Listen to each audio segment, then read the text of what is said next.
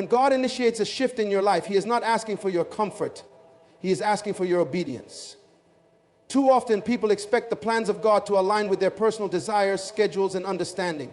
But divine shifts do not operate according to human expectations. When God calls you into something new, He does not guarantee familiarity or ease.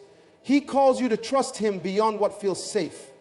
Throughout history, every great movement of God required someone to step outside of their comfort zone. Consider Moses.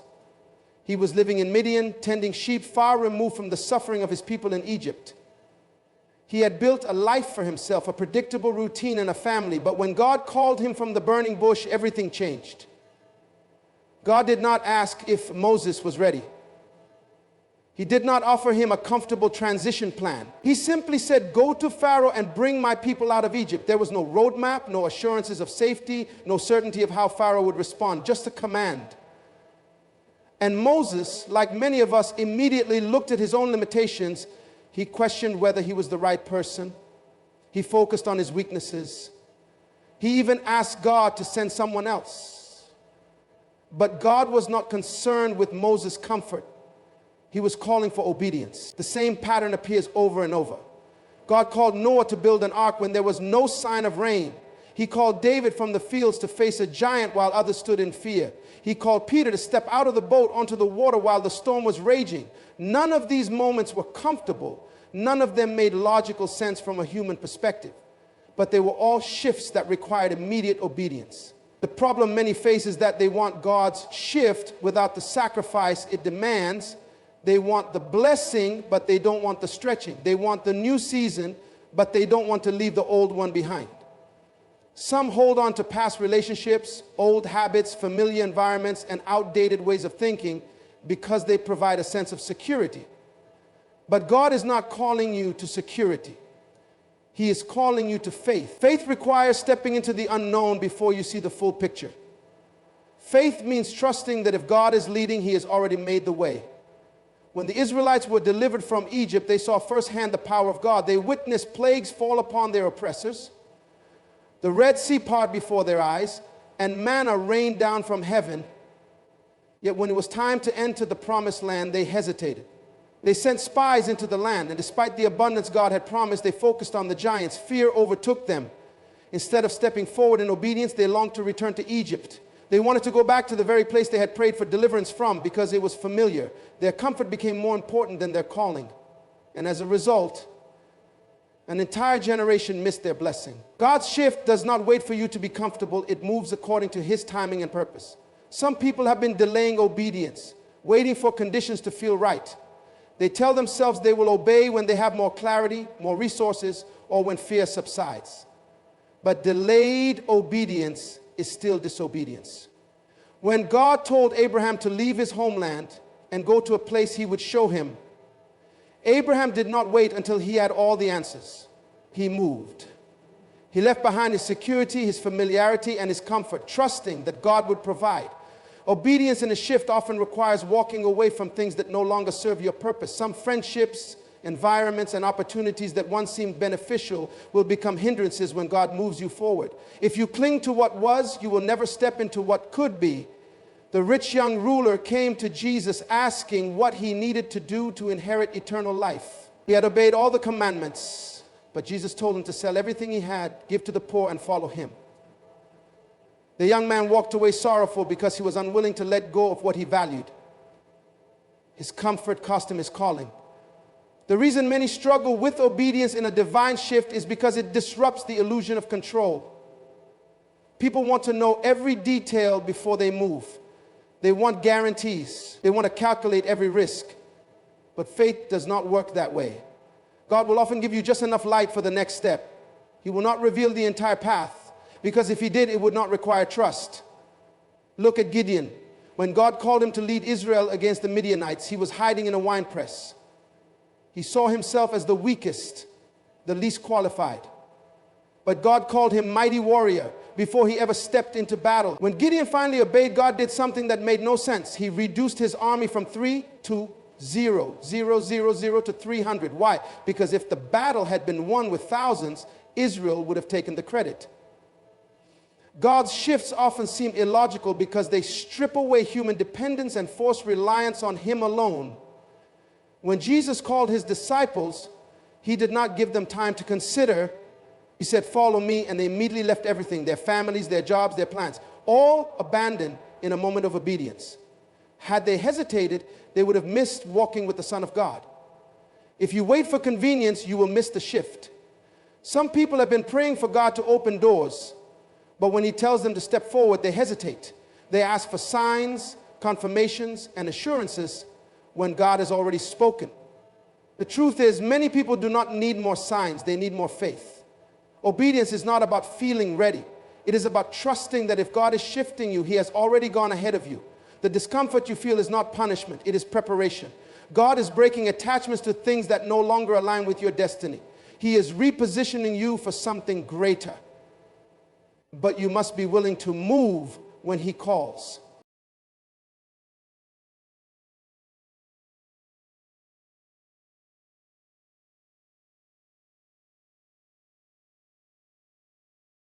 Letting go is one of the hardest things to do, yet it is necessary for elevation.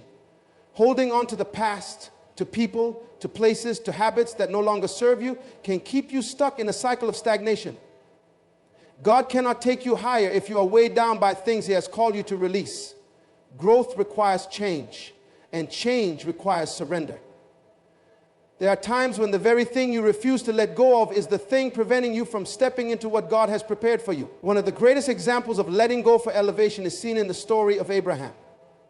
When God called him, He told him to leave his country, his people, and his father's household to go to a land He would show him. There were no specifics, no blueprint, just a call to trust and move. That meant Abraham had to leave behind everything familiar, his security, his comfort, his old identity, to embrace a promise he could not yet see. If he had refused to let go of his old life, he would have forfeited the destiny God had for him. But his obedience to release the past made room for a greater future. Many people struggle with letting go because they associate it with loss, but in God's plan, letting go is often about gain. When Jesus walked the earth, He called His disciples to follow Him, and they immediately left their boats, their nets, their livelihood, and even their families. They walked away from everything they knew, not because they understood the full picture, but because they trusted that what Jesus was leading them into was greater than what they were leaving behind. Had they hesitated, had they clung to their old lives, they would have missed the opportunity to walk with the Son of God. Sometimes God will allow things to shift in a way that forces you to let go. There are seasons when doors close, people walk away, or opportunities dry up, not because God is punishing you, but because He is making room for something new. When Elijah was by the brook of Cherith, God provided for him through ravens and fresh water. But after a while, the brook dried up. That was not a sign of abandonment, it was a sign of transition. God was shifting Elijah into the next phase of his journey, but that shift required him to leave the place he had once depended on. Letting go is not just about releasing external things. Sometimes it is about releasing internal mindsets that keep you bound. The Israelites were physically delivered from Egypt, but they still carried a slave mentality. They had spent generations in bondage, and even though God was leading them to a land of promise, they longed for what was familiar. Every challenge they faced in the wilderness made them look back and wish for Egypt, even though Egypt was the very place they had prayed to be delivered from. Their inability to let go of their past mindset kept them wandering in circles. What should have been an 11-day journey turned into 40 years because they could not embrace the new thing God was doing. When God shifts you, there are relationships that will no longer fit where you are going. Some connections are seasonal, meant only for a specific time in your journey. Holding on to people who are not aligned with your next season can delay your progress. Lot was never supposed to go with Abraham, but Abraham took him anyway. As long as Lot was with him, there was conflict, confusion, and limitation. It was only after Abraham separated from Lot that God gave him the full revelation of His promise. Some people in your life may have been necessary for a past season, but if they're not meant for where God is taking you, keeping them in your circle can hinder your elevation. Letting go also requires trust. There are times when you have to walk away from what makes sense in the natural to embrace what God is doing in the spiritual. When Peter and the other disciples were fishing all night and caught nothing, Jesus told them to cast their net on the other side of the boat. In that moment, they had a choice: hold on to their own understanding or obey and let go of what they thought they knew. They chose to obey, and their obedience resulted in a miraculous catch. There will be moments when letting go feels like stepping into the unknown. It may feel like losing something, but in reality, it is making space for something greater. Ruth had to leave Moab behind to step into the divine plan God had for her. If she had stayed where she was comfortable, she would have never walked into Bethlehem, never met Boaz, and never become part of the lineage of Jesus. Her willingness to release what was familiar positioned her for a destiny she could not have imagined. God will never ask you to let go of something unless he has something better ahead. The challenge is that many people want to see the better before they release the old. They want confirmation before they take the step. But faith does not work that way. Faith is releasing what is in your hands before you see what is in God's. Faith is trusting that if God is asking you to let go, it is for your good. One of the most profound moments of letting go happened in the Garden of Gethsemane. Jesus, knowing what was ahead, prayed and surrendered, saying, "Not my will, but yours be done." In that moment, he was letting go of his own will, fully embracing the assignment God had given him. That surrender led to salvation for all mankind. Letting go is not weakness, it is strength. It takes courage to release control, to trust God with the unknown, to believe that his plans are greater than your own. Every great move of God in Scripture was preceded by someone willing to let go of the past, the familiar, the safe, and step into the unknown. Those who resist the process remain stuck, but those who surrender experience transformation beyond what they could have imagined. Fear and doubt have been some of the greatest obstacles to fulfilling God's plan. They create hesitation where there should be movement, uncertainty where there should be faith, and delay where there should be obedience. Many people never walk into the fullness of their calling, not because they lack ability, but because they allow fear to paralyze them. Fear and delay upon no one take place for long if they allow no fear to paralyze. Doubt causes people to question whether they are good enough, prepared enough, or capable enough, even when God has already spoken a word over their lives. Fear makes them overthink, second guess, and wait for the perfect conditions before taking a step. The problem is that God's shifts do not wait for human comfort or assurance. When he calls, he expects movement, even when the path is unclear. When God called Moses, the first thing he did was focus on his own limitations. He doubted his ability to speak, his authority to lead, and his worthiness to be used by God. He kept presenting excuses, telling God why he was not the right person for the task. He feared rejection. He feared failure. But God was not asking for Moses' perfection. He was asking for his obedience. The truth is, God already knew Moses' weaknesses, yet he still chose him. Fear and doubt nearly caused Moses to miss out on one of the greatest callings in history. Had he let his insecurities take over, Israel might have remained in bondage longer than necessary. The enemy often uses fear and doubt as tools to keep people stuck. When the Israelites stood at the edge of the promised land, 12 spies were sent to survey the territory. 10 of them returned with fear in their hearts, saying the land was filled with giants too strong to defeat. Only Joshua and Caleb saw the land through the eyes of faith. The 10 spies allowed their fear to shape their perspective, causing the people to doubt God's promise. That doubt spread like a disease, infecting the entire nation, and as a result, an entire generation was denied entry into the land that was meant for them. Their fear delayed their destiny. They could have walked into the promise, but instead they wandered in the wilderness for 40 years. Fear often disguises itself as wisdom. Many people do not realize they are operating in fear because they tell themselves they are simply being cautious. They wait for confirmation after confirmation. They analyze every risk. They seek signs before taking action. But at its core, much of that hesitation is rooted in fear. Peter had enough faith to step out of the boat. But the moment he saw the wind and the waves, fear crept in and he began to sink. His circumstances did not change. Jesus was still standing on the water. The storm had not suddenly worsened. But Peter's focus shifted from faith to fear, and that was enough to disrupt his miracle. Doubt works the same way. It causes people to question whether they truly heard from God. It makes them look for reassurance in places where God has already given an answer. When Zacharias was told that his wife Elizabeth would give birth to John the Baptist, he questioned the angel's words. His doubt was so strong that he was struck mute until the promise was fulfilled. His inability to believe did not stop God's plan, but it prevented him from fully participating in it. Many people are one step away from their breakthrough, but fear and doubt keep them from taking that step. God may have placed a vision, a calling, or an assignment in their hearts, but they hesitate because they are afraid of what people will think, afraid of failing, afraid of stepping into the unknown. They wait for perfect circumstances, yet perfect circumstances never come. They wait for fear to go away, yet fear remains. What they do not realize is that courage is not the absence of fear, it is moving forward in spite of it. Gideon struggled with doubt when God called him to lead Israel. He saw himself as weak, insignificant, and unqualified. He kept asking for signs, testing God's word over and over. Even after God confirmed his promise, Gideon still hesitated. Fear caused him to gather an army of thousands, but God reduced it to just 300 men. The reason was clear. God did not want Gideon to rely on human strength. Fear and doubt make people trust in their own abilities rather than in God's power.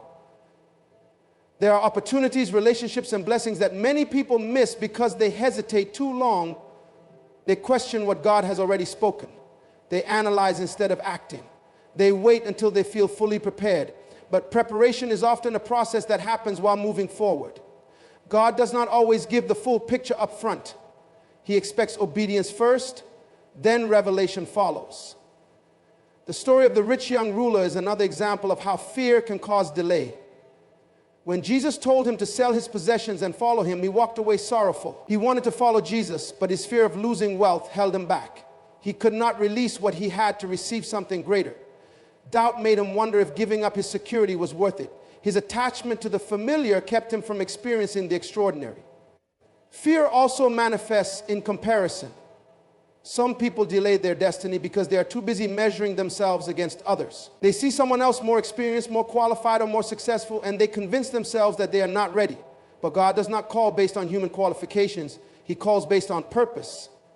David was not the strongest or the most experienced warrior, yet he was chosen to face Goliath. If he had doubted his ability based on external standards, he would have never stepped onto the battlefield. God often requires people to step forward before they feel ready. He called Jeremiah as a prophet when he was still young and inexperienced. Jeremiah immediately responded with doubt, saying he was too young to speak. But God corrected him, saying, "Do not say, 'I am a youth,' for you shall go to all to whom I send you."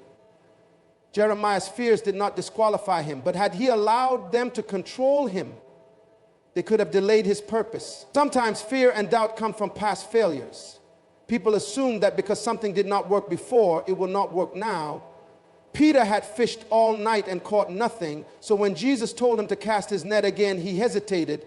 Experience told him it was pointless, but obedience told him to trust anyway.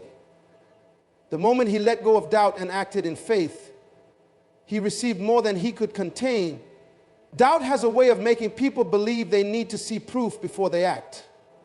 Thomas refused to believe Jesus had risen unless he saw him with his own eyes. He needed physical evidence to confirm what others had already testified to. Jesus appeared to him but said, "Blessed are those who have not seen and yet have believed." Some people are waiting for visible proof of their calling before they take action. But faith requires stepping forward, even when the evidence is not yet clear. The longer fear and doubt take root, the harder it becomes to move forward. They create cycles of indecision, hesitation, and missed opportunities.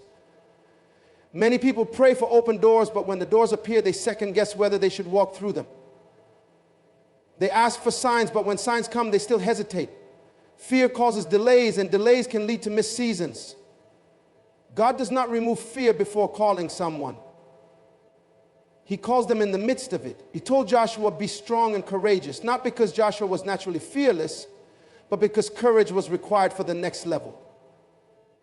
Joshua had to step into leadership after Moses, and doubt could have held him back. But he chose to move forward despite the uncertainty. There are people waiting on God when in reality God is waiting on them. The time for waiting has passed, and the time for action has arrived. Fear and doubt will always present themselves, but they do not have to control the outcome. The choice is to move forward in faith or remain stuck in hesitation.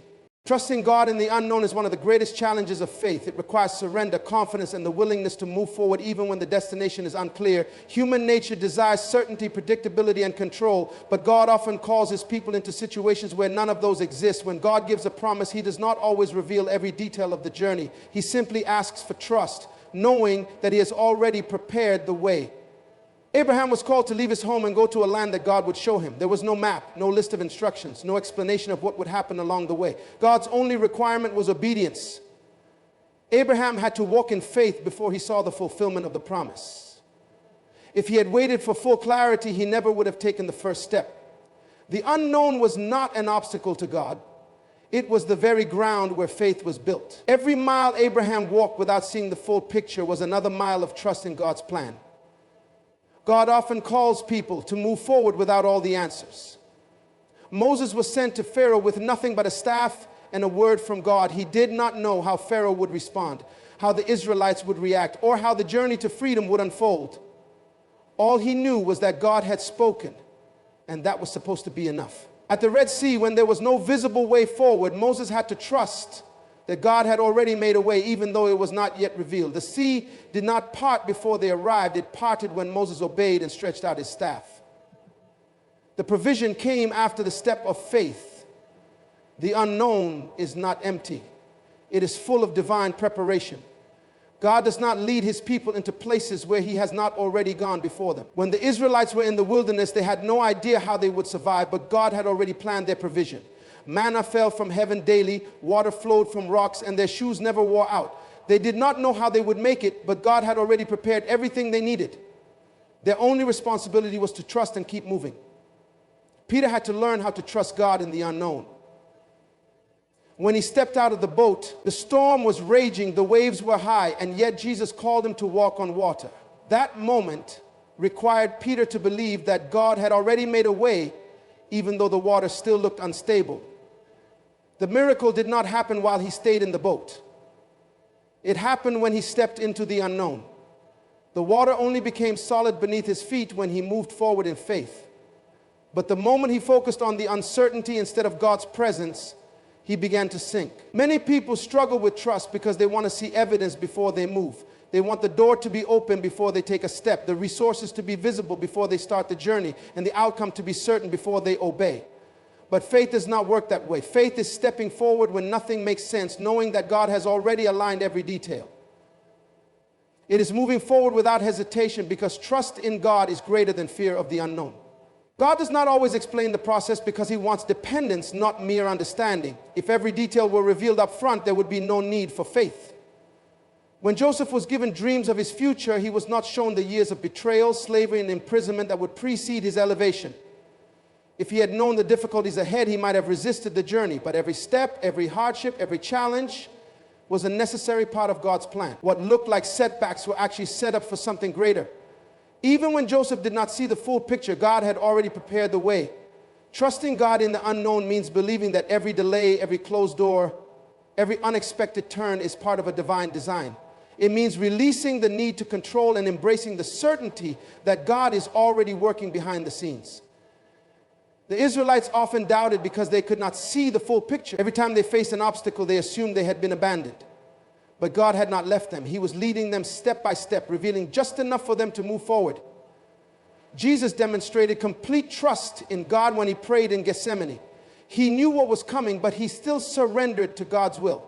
From a human perspective, the cross looked like the ultimate defeat, but in reality, it was the greatest victory. What seemed like darkness was actually the pathway to resurrection. God's ways are higher than human understanding, and trusting him in the unknown means believing that even when circumstances look impossible, his plan is still unfolding perfectly. Sometimes trust requires waiting.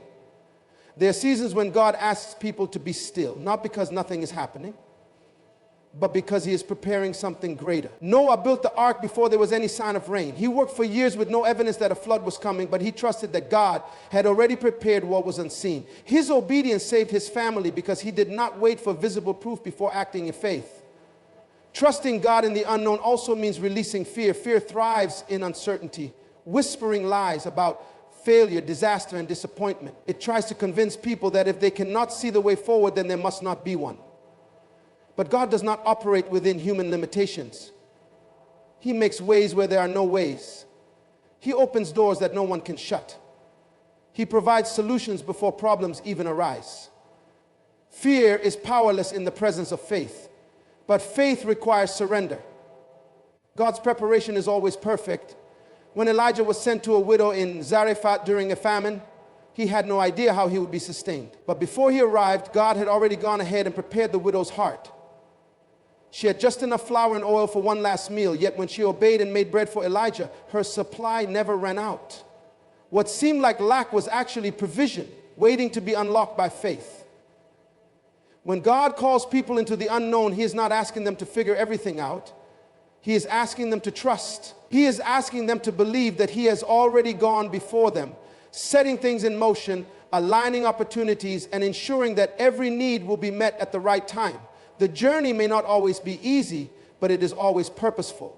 The steps may not always be clear, but they are always ordered. The destination may not always be visible, but it is always secured in His plan.